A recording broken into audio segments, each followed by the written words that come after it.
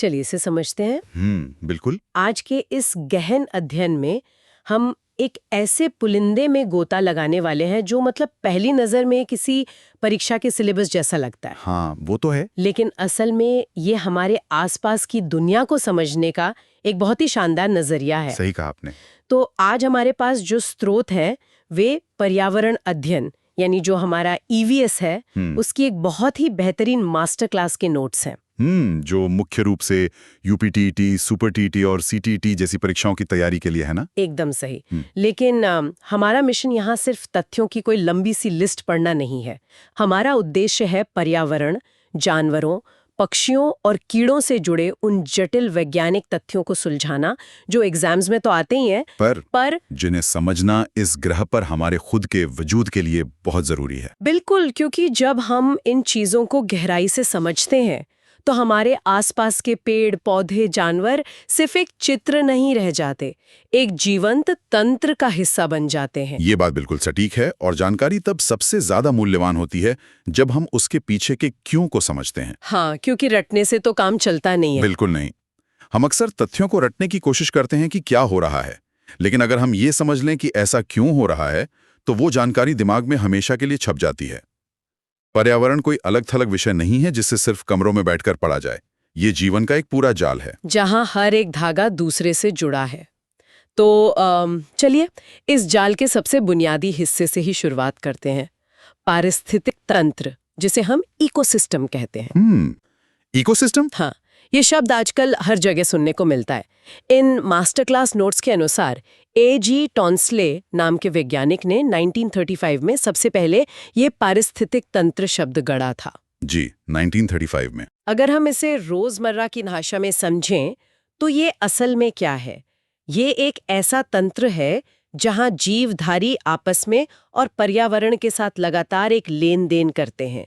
इसके दो मुख्य घटक बताए गए हैं, जैविक मतलब बायोटिक और अजैविक यानी एबायोटिक। हाँ, जैविक और अजैविक। जैविक का मतलब है जिनमें जान है, जैसे पेड़ पौधे, जानवर, इंसान और कवक। और अजैविक का मतलब है वो चीजें जिनमें जान नहीं है लेकिन उनके बिना जीवन की कल्पना भी नहीं की जा सकती, जैसे हवा, मिट्टी, तापमान और प्रकाश। बिल्कुल। एक आसान सा उदाहरण दूं तो जंगल में दौड़ता हुआ हिरण और वहां खड़े पेड़ जैविक हैं, लेकिन हिरण जिस मिट्टी पर दौड़ रहा है और पेड़ों को जो धूप मिल रही है वो अजैविक है। और यहीं से सारा खेल शुरू होता है। इन जैविक और अजैविक घटकों के बीच जो रिश्ता है वो एक अदृश्य ऊर्जा के माध्यम से चलता है। यहाँ जो बात सबसे हैरान करने वाली है वो है इस तंत्र में ऊर्जा का प्रवाह, एनर्जी फ्लो। हाँ, ऊर्जा के बिना इस पृथ्वी का कोई भी पारिस्थितिकी तंत्र एक सेकंड भी काम नहीं कर सकता। और हमारे पास ऊर्जा का सबसे बड़ा प्राथमिक स्रोत है हमारा सूर्य। सूरज? बिल्कुल। सूरज से जो ऊर्जा हमारी धरती तक आती है उसका प्रवाह हमेशा एक दिशीय होता है। रुकिए, एक दिशीय मतलब यूनिडायरेक्शनल। क्या इसका मतलब ये है कि प्रकृति में ऊर्जा के लिए रिसाइकलिंग की कोई गुंजाइश नहीं है? नहीं। मतलब सूरज की धूप पौधों तक आई तो क्या वो ऊर्जा किसी तरह वापस ब्रह्मांड में या सूरज के पास नहीं जाती? यही तो इस तंत्र की सबसे दिलचस्प बात है। ऊर्जा वापस सूरज के पास नहीं जाती।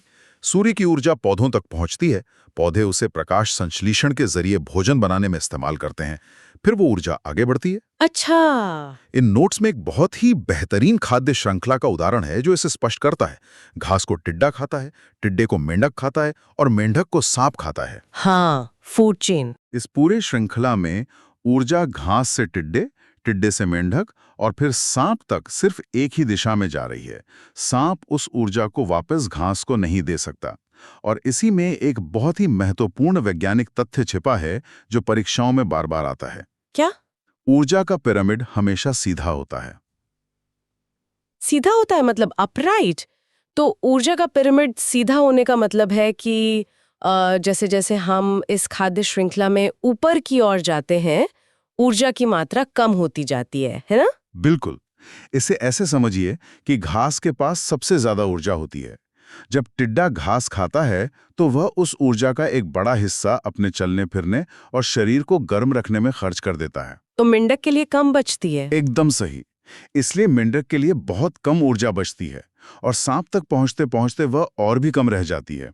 इसीलिए एक बड़े जंगल में लाखों पेड़ पौधे होते हैं, लेकिन शिकार करने वाले बाघ या सांप बहुत कम होते हैं। ये सच में एक अद्भुत नजरिया है। वैसे जब हम जैविक घटकों यानी इंसानों और जानवरों की बात कर ही रहे हैं, तो जीव विज्ञान का एक बहुत ही बेसिक तथ्य है जो अक्सर इन एग्जाम्स में सीधे पूछ लिया जाता है।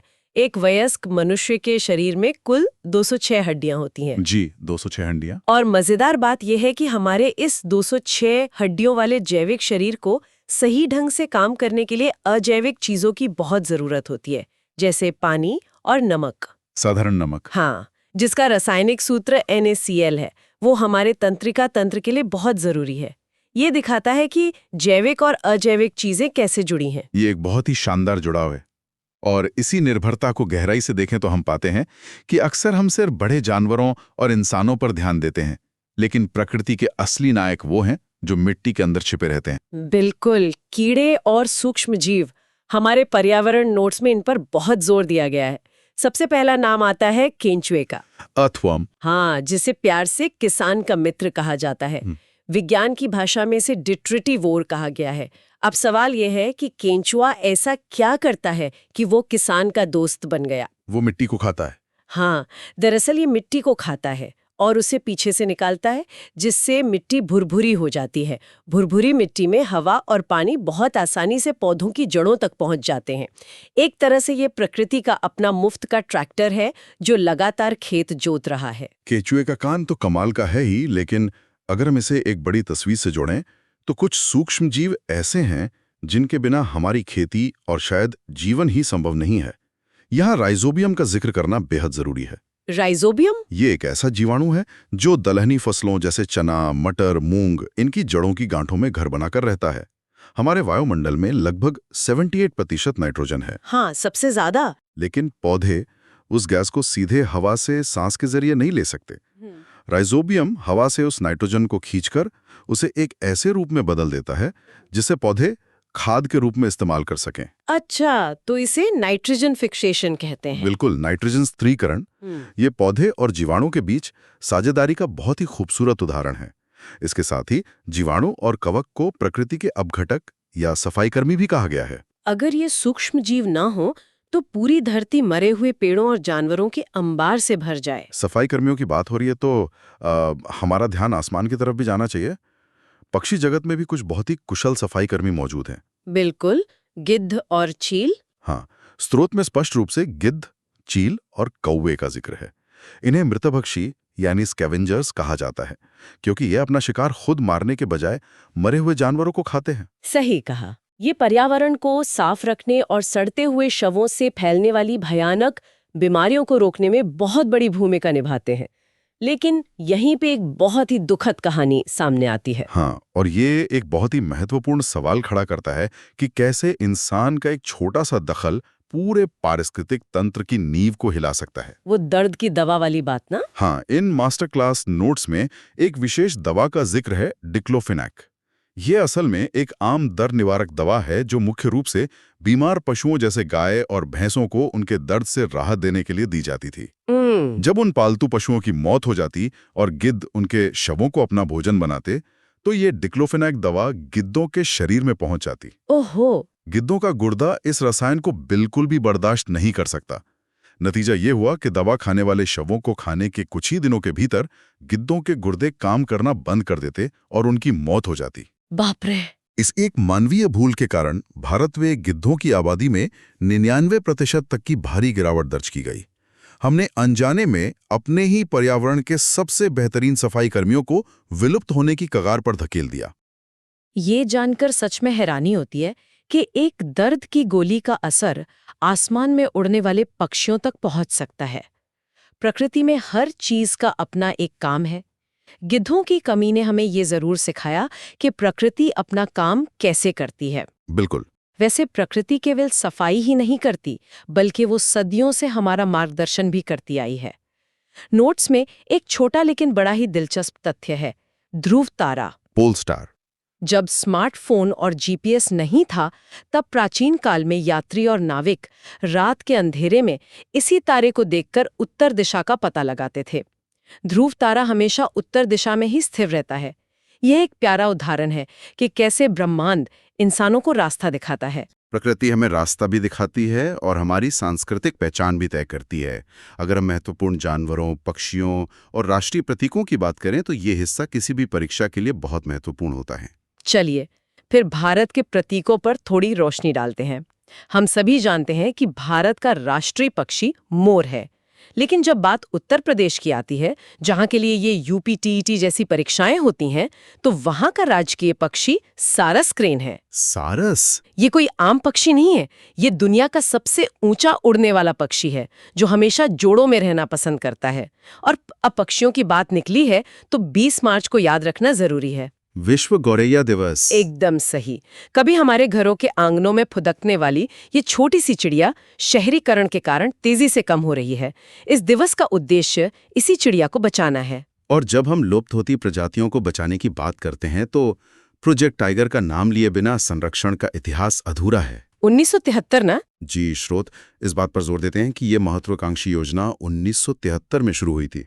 उस समय भारत में बाघों की संख्या खतरनाक स्तर तक नीचे जा चुकी थी।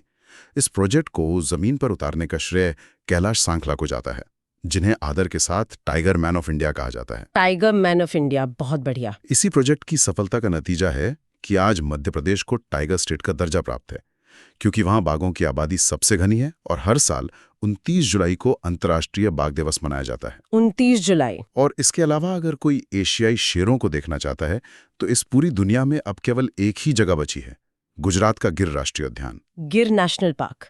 इससे एक बहुत ही दिलचस्प सवाल मेरे मन में आता है। गिर में शेर हैं, असम में गैंडे हैं। इसका मतलब है कि हर जानवर अपने एक खास तरह के घर, जिसे हम आवास कहते हैं, उसी के लिए बना है। बिल्कुल, हैबिटेट। हमारे नोट्स में जानवरों के अनुकूलन यानी एडेप्टेशन के शानदार उदाहरण है, जैसे असम के काजीरंगा का एक सींग वाला गैंडा। वह वहां की दलदली जमीन के लिए एकदम सही तरह से विकसित हुआ है। फिर हमारे पास टुंड्रा प्रदेश का रेंडियर है। इसके शरीर पर इतने घने बाल होते हैं कि यह जमा देने वाली ठंड को भी सह लेता है। और इन सब के विपरीत है रेगिस्तान का जहाज, ऊंट, जो अपने कुबड़ में वसा जमा करके बिना पानी पिए तेज धूप में जिंदा रह सकता है। ये प्रकृति की इंजीनियरिंग का सबसे बेहतरीन नमूना है।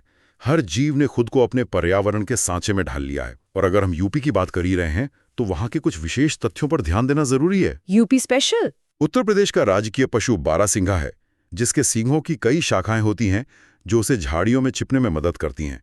यहाँ का राजकीय वृक्ष अशोक है और सबसे दिलचस्प है यहाँ का राजकीय पुष्प पलाश या टीसू। अरे हाँ, पलाश। इसे फॉरेस्ट फायर यानी जंगल की आग भी कहा जाता है। हाँ। ऐसा क्यों है? दरअसल वसंत ऋतु में जब पलाश के पेड़ पर फूल खिलते हैं तो पत्ते पूरी तरह झड़ चुके होते हैं और पूरा पेड़ चमकीले लाल नारंगी फूलों से भर जाता है। दूर से देखने पर ऐसा लगता है मानो पूरे जंगल में आग लग गई हो। और इसका रंग इतना पक्का होता है कि पुराने समय में होली के रंग इसी से बनाए जाते थे। सारस क्रेन, बारहसिंगा, अशोक और पलाश, ये 4 नाम यूपी की किसी भी परीक्षा के लिए बेहद अहम हैं। और इन्हीं महत्वपूर्ण प्रजातियों को बचाने के लिए जो सुरक्षित ठिकाने बनाए गए हैं, उन्हें हम राष्ट्रीय उद्यान या नेशनल पार्क्स कहते हैं। बिल्कुल। अगर हम भारत के नक्शे पर नजर डालें तो यूपी का एकमात्र राष्ट्रीय उद्यान है दुधवा, जो लखीमपुर खीरी जिले में है। लेकिन भारत के सबसे पहले राष्ट्रीय उद्यान की बात करें तो वो उत्तराखंड में स्थित जिम कॉर्बेट है। यह ऐतिहासिक रूप से भी बहुत महत्वपूर्ण है, क्योंकि 1973 में प्रोजेक्ट टाइगर की शुरुआत इसी जगह से हुई थी। उत्तराखंड में एक और जगह है जिसका नाम सुनते ही आंखों के सामने एक खूबसूरत तस्वीर बन जाती है। फूलों की घाटी, वैली ऑफ फ्लावर्स। बहुत सुंदर जगह है। ये भी एक राष्ट्रीय उद्यान है। यहाँ से अगर हम राजस्थान के सूखे इलाकों की तरफ चलें तो वहाँ सरिस्का राष्ट्रीय उद्यान मिलता है, जो बाघों के लिए जाना जाता है। और पूर्वी हिस्से में है पश्चिम बंगाल का सुंदरवन, दुनिया का सबसे बड़ा मैंग्रोव जंगल, जहां मीठा और खारा पानी मिलता है। ये अपने खूंखार रॉयल बंगाल टाइगर के लिए मशहूर है। एक बात जो समझने वाली है कि ये जितने भी जानवर और जंगल हैं वो वहां होने वाली बारिश और पादप जगत पर निर्भर करते हैं। Plant kingdom. हाँ, मानसूनी वनों की बात करें तो इन जंगलों को हरा भरा रहने के लिए हर साल 70 से 200 सेंटीमीटर बारिश की जरूरत होती है। इस बारिश से जो पेड़ पौधे उगते हैं उनका विज्ञान भी रोचक है। हमारे नोट्स में जेट्रोफा नाम के एक पौधे का जिक्र है, जेट्रोफा, जिसे आम भाषा में रतनजोत भी कहते हैं। इसे भविष्य की बायोडीजल फसल माना जाता है। बायोडीजल फसल मतलब इससे ईंधन बनता है?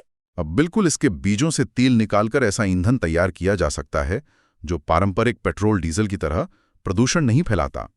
ऊर्जा के संकट को देखते हुए ये बहुत महत्वपूर्ण है। ये तो कमाल है। इसके अलावा पादप विज्ञान के कुछ बुनियादी तथ्य हैं, जैसे पत्तियों का हरा रंग क्लोरोफिल वर्णक के कारण होता है और फलों को प्राकृतिक रूप से पकाने के लिए एथिलीन गैस जिम्मेदार होती है, जो पौधे खुद पैदा करते हैं। और इन सबसे बड़ी और जीवन देने वाली प्रक्रिया है प्रकाश संश्लेषण यानी फोटोसिंथेसिस। पौधे हवा से कार्बन डाइऑक्साइड लेते हैं और बदले में हमारे लिए ऑक्सीजन छोड़ते हैं। ये सीधा सा विज्ञान बताता है कि जंगलों को बचाना अपने फेफड़ों को बचाने जैसा है। और जंगलों को बचाने की बात पर भारत का एक बहुत ही भावुक आंदोलन याद आता है, चिपको आंदोलन। ये घटना 1973-74 की है। उत्तराखंड के गढ़वाल हिमालय में पेड़ों की अंधाधुंध कटाई की जा रही थी। तब सुंदरलाल बहुगुणा और गौरा देवी के नेतृत्व में स्थानीय महिलाओं ने एक अनोखा तरीका अपनाया। वो पेड़ों से लिपट गई थी। हाँ, जब ठेकेदार कुल्हाड़ी लेकर आए तो महिलाएं पेड़ों से चिपक कर खड़ी हो गईं। उनका संदेश साफ था कि पेड़ों को काटने से पहले कुल्हाड़ी उनके शरीर पर चलानी होगी। इस आंदोलन ने दुनिया को एक बहुत ही गहरा नारा दिया, इकोलॉजी इज परमानेंट इकोनॉमी, यानी पारिस्थितिकी ही स्थायी अर्थव्यवस्था है। इसका सीधा सा अर्थ है कि जंगल सिर्फ लकड़ी का डिपो नहीं है। जंगल मिट्टी, पानी और शुद्ध हवा देते हैं। अगर आप जंगल काट देंगे तो जमीन बंजर हो जाएगी और सारी अर्थव्यवस्था ताश के पत्तों की तरह ढह जाएगी। क्या गजब की दूरदृष्टि थी उन लोगों की। लेकिन आज अगर हम देखें तो प्रदूषण ने एक बहुत ही भयानक रूप ले लिया है। हमारे नोट्स के अगले हिस्से में प्रदूषण और बीमारियों पर चर्चा है। सबसे चौंकाने वाला उदाहरण है अम्लीय वर्षा यानी एसिड रेन का। कारखानों और गाड़ियों के धुएं में सल्फर डाइऑक्साइड जैसी जहरीली गैसें होती हैं, SO2। जब ये वायुमंडल की नमी के साथ मिलती है तो सल्फ्यूरिक एसिड में बदल जाती है और जब ये बारिश के रूप में जमीन पर गिरती है तो जंगलों और इमारतों को तबाह कर देती है। और इसका सबसे बड़ा शिकार हुआ है हमारा ताजमहल। प्रदूषण के कारण ताजमहल की सफेद संगमरमर पर पीले धब्बे पड़ने लगे हैं, जिसे विज्ञान की भाषा में स्टोन लेप्रोसी या पत्थरों का कोढ़ कहा जाता है। पत्थरों का कोढ़? लेकिन प्रकृति के पास इस प्रदूषण को मापने के प्राकृतिक तरीके भी हैं। इन नोट्स में लाइकेन का बहुत ही प्रमुखता से नाम लिया गया है। लाइकेन असल में कवक और शैवाल का एक सहजीवी रूप है। और इसे वायु प्रदूषण का सूचक क्यों माना जाता है? क्योंकि जिस इलाके की हवा में सल्फर डाइऑक्साइड का प्रदूषण ज्यादा होता है, वहां लाइकेन तुरंत मर जाते हैं या उगते ही नहीं हैं। अच्छा। तो अगर आप किसी जंगल में हैं और पेड़ों पर लाइकेन नहीं दिख रहे, तो ये चेतावनी है कि वहां की हवा सांस लेने के लायक नहीं है। प्रदूषण की बात करते हुए आसमान की तरफ भी देखना चाहिए। हमारे वायुमंडल में ओजोन परत है जो हमें सूरज से आने वाली यूवी रेस से बचाती है। पराबैंगनी किरणें। इनमें सबसे हानिकारक किरणें यूवीसी होती हैं। अगर ओजोन परत को नुकसान पहुंचता है और ये किरणें धरती तक आने लगे तो त्वचा के कैंसर जैसी बीमारियां हो सकती हैं। बिल्कुल। और सिर्फ प्रदूषण ही नहीं, सूक्ष्म जीव भी सेहत पर असर डालते हैं। परीक्षाओं के लिहाज से जानना जरूरी है कि कौन सी बीमारी जीवाणु से फैलती है और कौन सी विषाणु यानी वायरस से। हाँ, जैसे चेचक, रेबीज जो संक्रमित कुत्तों के काटने से होता है, और पोलियो। ये तीनों ही वायरस से होने वाले रोग हैं। इन तमाम समस्याओं से निपटने के लिए कुछ महत्वपूर्ण तिथियां तय की गई हैं।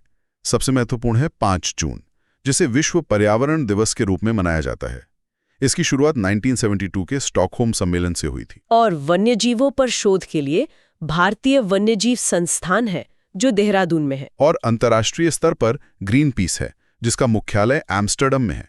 भारत में शिकार रोकने के लिए 1972 का वन्य जीव संरक्षण अधिनियम लाया गया, जो बहुत सख्त कानून है। जी बिल्कुल। तो आज हमने काफी फैक्ट्स कवर कर लिए। जाते जाते सुनने वालों के लिए रैपिड फायर रिवीजन हो जाए। मनुष्य में 206 हड्डियां होती हैं, नमक NaCl है, सबसे हानिकारक UVC किरणें हैं, राष्ट्रगान 24 जनवरी 1950 को अपनाया गया और मॉनसूनी वनों में 70 से 200 सेंटीमीटर वर्षा होती है। ये बहुत बढ़िया तरीका था समेटने का। इन नोट्स के पीछे छुपे सफलता के मूल मंत्र पर गौर करें तो किसी भी विषय को समझने के 2 ही तरीके हैं, सही दिशा और अभ्यास। कॉन्सेप्ट और प्रैक्टिस। हमने सिर्फ ये याद नहीं किया कि गिद्ध कम हुए, बल्कि समझा कि क्यों कम हुए। और फिर आता है पिछले वर्षों के प्रश्नों का अभ्यास, यानी PYQ और रिवीजन। रिवीजन इज की। ये बिल्कुल सही दृष्टिकोण है। जानकारी को ज्ञान में बदलने के लिए उसे बार बार समझना जरूरी है। आज की चर्चा का अंत में एक ऐसे विचार के साथ करना चाहूंगा जो शायद हमें सोचने पर मजबूर करे। जरूर। आज हमने देखा कि कैसे डिक्लोफेनाक जैसी एक आम दवा ने गिद्धों को विलुप्त होने की कगार पर पहुंचा दिया। सुनने वालों के लिए ये सोचने वाली बात है कि आज हमारी आधुनिक जीवन शैली में, हमारे घरों के रसायनों या नई तकनीकों में ऐसी और कौन सी अदृश्य चीजें हैं जो जाने अनजाने में हमारे आसपास के किसी सफाई कर्मी या पारिस्थितिकी तंत्र के अहम हिस्से को नुकसान पहुंचा रही हैं, जिस पर अभी तक हमारा ध्यान भी नहीं गया है।